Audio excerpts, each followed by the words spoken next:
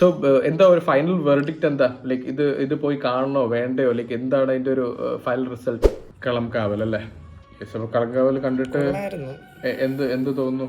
നിനക്കെന്ത് തോന്നുന്നു? എങ്ങനെ ഉണ്ടായിരുന്നു പടം? ഇഷ്ടപ്പെട്ടു. നല്ല നല്ല നല്ല മേക്കിംഗ് ആണ്, അടിപൊളിയായിട്ട് എടുത്തു വെച്ചിട്ടുണ്ട്. ഓ, ആ ഇന്റർവൽ സീനൊക്കെ പക്ക. എല്ലാം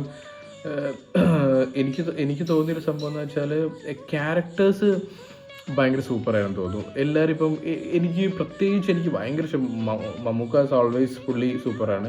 പക്ഷെ എനിക്ക് വിനായകന്റെ ക്യാരക്ടർ എനിക്ക് ഭയങ്കര ഇഷ്ടപ്പെട്ടു. കഥ നെറേറ്റ് ചെയ്യുന്നൊരു രീതി ഉണ്ടല്ലോ, ഒരു ഡിഫറെന്റ് കൈൻഡ് ഓഫ് സാധനം. നല്ല നെറേഷൻ ടൈപ്പ് തന്നെ എൻഗേജ് ആവാൻ വേണ്ടി കുറച്ചുകൂടെ വർക്കായെന്ന് തോന്നുന്നു ആ ഒരു ഫോർമാറ്റിൽ.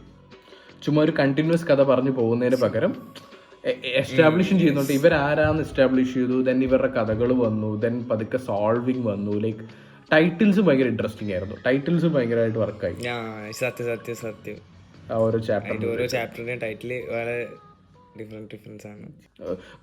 പ്രത്യേകിച്ച് എടുത്ത് പറയേണ്ട ഒരു മമ്മൂട്ടിയുടെ ഏറ്റവും വലിയ ക്യാരക്ടർ എന്താ വെച്ചാൽ, മമ്മൂട്ടി ഇത് വർക്ക് ചെയ്ത് വെച്ചത് ഭയങ്കര സൂപ്പറായിട്ട് തോന്നിട്ടാ.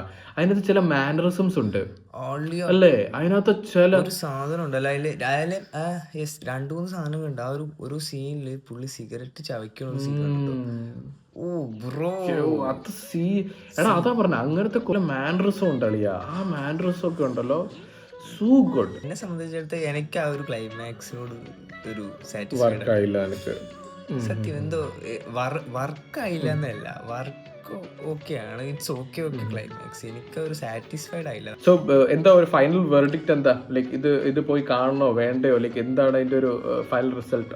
Highly recommended to watch theatres എന്നാണോ? എന്താ? തിയേറ്റർ വാച്ച് കുറച്ചുകൂടെ ബെറ്റർ ആയിരിക്കും.